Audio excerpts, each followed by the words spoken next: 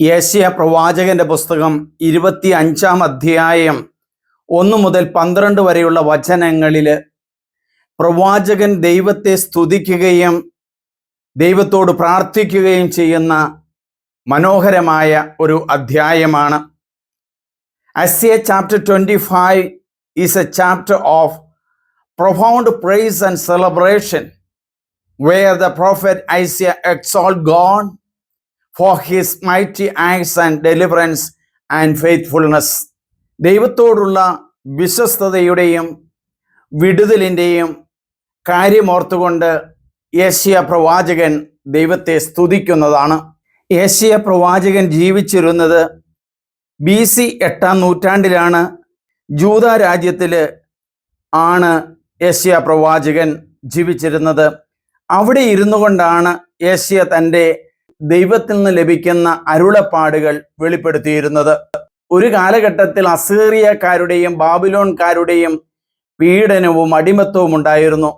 അതിൽ നിന്നെല്ലാം ഇസ്രായേൽ ജനതയെ, ജൂദ രാജ്യത്തെ ദൈവം മോചിപ്പിച്ചതിന് നന്ദിയായിട്ട് യെശയ്യാ പ്രവാചകൻ പ്രാർത്ഥിക്കുന്ന കൃതജ്ഞതാ സ്തോത്രമാണ് ഈ അധ്യായം.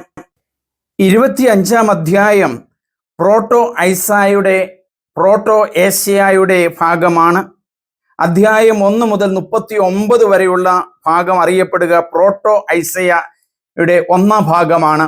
2-ാം ഭാഗം അറിയപ്പെടുക ഡ്യൂട്രോ യെശയ്യാ, അധ്യായം 40 മുതൽ 55 വരെയുള്ള ഭാഗങ്ങളാണ്.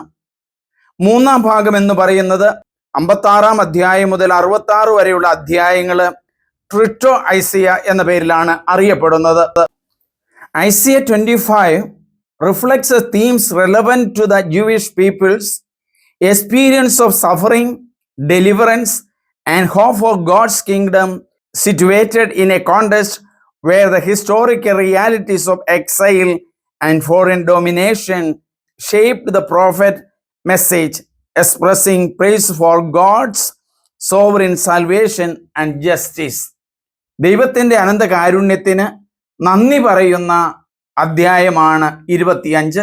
12 വചനങ്ങളാണ് ഈ അധ്യായത്തിലുള്ളത്. ശ്രദ്ധാപൂർവം നമുക്ക് വചനം കേൾക്കാം. യെശയ്യായുടെ പുസ്തകം 25-ാം അധ്യായം 1 മുതൽ 12 വരെയുള്ള വചനങ്ങൾ. കൃതജ്ഞതാഗീതം. 1-ാം വചനം. കർത്താവേ, അങ്ങാണ് എൻ്റെ ദൈവം, ഞാൻ അങ്ങയെ പുകഴ്ത്തുകയും അങ്ങയുടെ നാമത്തെ സ്തുതിക്കുകയും ചെയ്യും. പണ്ട് തന്നെ നിരൂപിച്ചതും വിശ്വസ്തവും സത്യസന്ധവുമായ വൻ കാര്യങ്ങൾ അങ്ങ് നിറവേറ്റിയിരിക്കുന്നു.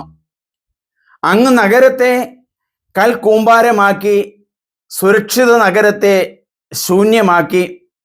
വിദേശികളുടെ കോട്ടകൾ നഗരമല്ലാതെയായി, അത് ഇനിമേൽ പണിതുയർത്തുകയില്ല. അതിനാൽ പ്രബല ജനതകൾ അങ്ങയെ മഹത്വപ്പെടുത്തും, നിർദ്ദയരായ ജനതകളുടെ നഗരങ്ങൾ അങ്ങയെ ഭയപ്പെടുത്തും. അങ്ങ് പാവപ്പെട്ടവർക്ക് കോട്ടയും ദരിദ്രന്റെ കഷ്ടതകളിൽ അവന് ഉറപ്പുള്ള അഭയവുമാണ്. കൊടുങ്കാറ്റിൽ ശക്തി ദുർഗവും കൊടുവെയിലിൽ തണലും നീചൻ കോട്ടയ്ക്കെതിരെ ചീറിയടുക്കുന്ന കൊടുങ്കാറ്റ് പോലെയാണ്. മണലാരുണ്യത്തിലെ ഉഷ്ണക്കാറ്റുപോലെ വിദേശികളുടെ ആക്രോശം അങ്ങ് അടക്കുന്നു.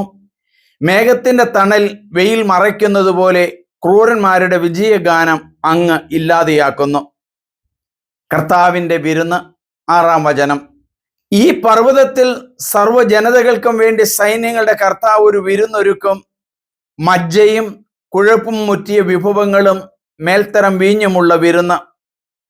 സർവ്വജനതകളെയും മറച്ചിരിക്കുന്ന ആവരണം, ജനതകളുടെ മേൽ വിരിച്ചിരിക്കുന്ന മൂടുപടം ഈ പർവ്വതത്തിൽ വെച്ച് അവിടുന്ന് നീക്കിക്കളയും. അവിടുന്ന് മരണത്തെ എന്നേക്കുമായി ഗ്രസിക്കും. സകലരുടെയും കണ്ണുനീർ അവിടുന്ന് തുടച്ചു മാറ്റും. തൻ്റെ ജനത്തിൻ്റെ അവമാനം ഭൂമിയിൽ എല്ലായിടത്തു നിന്നും അവിടുന്ന് നീക്കിക്കളയും. കർത്താവാണ് ഇത് അരുളി ചെയ്തിരിക്കുന്നത്. അന്ന് ഇങ്ങനെ പറയുന്നത് കേൾക്കും: ഇതാ നമ്മുടെ ദൈവം, നമ്മുടെ രക്ഷയുടെ പ്രത്യാശ, നാം അർപ്പിച്ച ദൈവം. ഇതാ കർത്താവ്, നാം അവിടത്തേക്ക് വേണ്ടിയാണ് കാത്തിരുന്നത്. അവിടുന്ന് നൽകുന്ന രക്ഷയിൽ നമുക്ക് സന്തോഷിച്ചുല്ലസിക്കാം. കർത്താവിൻ്റെ കരം ഈ പർവ്വതത്തിൽ വിശ്രമിക്കും. ചാണകക്കുഴിയിൽ വൈക്കോൽ എന്ന പോലെ മോവാബ് അവിടെ ചവിട്ടി മെതിക്കപ്പെടും. നീന്തൽക്കാരൻ നീന്താൻ കൈ വിരിക്കുന്നത് പോലെ അവൻ അതിൻ്റെ മധ്യത്തിൽ നിന്ന് കൈ നീട്ടും.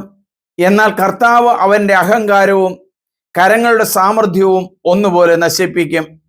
അവൻ്റെ ഉന്നതമായ കോട്ടകളെ അവിടുന്ന് തകർത്ത് താഴെയിട്ട് പൊടിയാക്കി കളയും. നമുക്ക് പ്രാർത്ഥിക്കാം.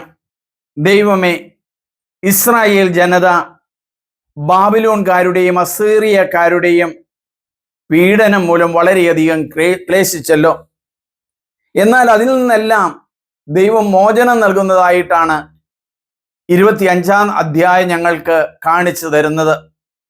ദൈവം അവരെ രക്ഷിച്ചതിൻ്റെ ഫലമായിട്ട് അവർ അങ്ങയുടെ തിരുമുമ്പിൽ കൃതജ്ഞത അർപ്പിക്കുന്നു. നന്ദിയുള്ളവരായിരിക്കാൻ ഞങ്ങളെ ഉത്ബോധിപ്പിക്കുന്നു. ദൈവത്തോടും അങ്ങയുടെ കാരുണ്യത്തോടും നന്ദി പറയുവാൻ ഞങ്ങളെ ശക്തിപ്പെടുത്തണമേ. ഞങ്ങളുടെ കണ്ണുനീരെല്ലാം അങ്ങ് ഒപ്പിക്കളയും, കണ്ണീരെല്ലാം മാറ്റിക്കളയുമെന്ന് വിശ്വസിക്കുന്നു. ഇന്ന് ഞങ്ങൾ ജീവിക്കുന്ന കാലഘട്ടത്തിൽ ഞങ്ങൾക്കുണ്ടാകുന്ന വേദനകളും ദുഃഖങ്ങളും സാമ്പത്തിക ഞെരുക്കങ്ങളും പ്രയാസങ്ങളും അങ്ങ് കാണണമേ. അവിടുത്തെ ദിവ്യപുത്രനായ ഈശോ വഴി ഞങ്ങൾക്ക് ശാന്തിയും സമാധാനവും സൗഖ്യവും നൽകണമേ. അതിനായി ഞങ്ങൾ പ്രാർത്ഥിക്കുന്നു. ദൈവമേ നന്ദി, ദൈവമേ ആരാധന. പ്രിയമുള്ളവരെ, നിങ്ങളെല്ലാവരും സബ്സ്ക്രൈബ് ചെയ്യണം, ഷെയർ ചെയ്യണം. ദൈവത്തോടുള്ള മനോഹരമായ ഈ പ്രാർത്ഥന യെശയ്യാ പ്രവാചകന്റെ പുസ്തകം 25 സാധിക്കുമെങ്കിൽ ഹൃദയസ്ഥമാക്കണം. ദൈവത്തിന്റെ അനുഗ്രഹങ്ങളുടെ കൂടെ ഉണ്ടാകും. എല്ലാവരും സബ്സ്ക്രൈബ് ചെയ്യുക, ഷെയർ ചെയ്യുക. സണ്ണി പുൽപ്പറമ്പിൽ.